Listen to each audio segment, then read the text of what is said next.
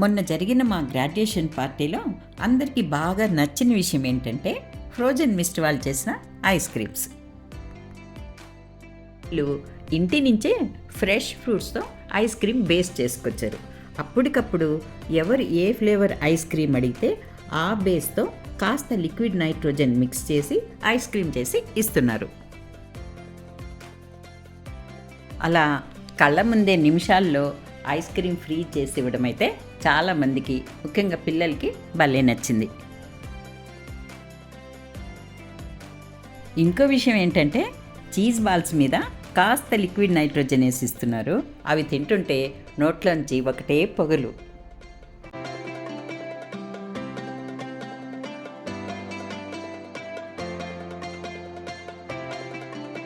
అయ్య బాబోయ్, ఆడవాళ్ళు సిగరెట్ తాగకపోయినా ఇవి తినేసి పొగ వదిలేస్తున్నారు. చూస్తున్నారు కదా.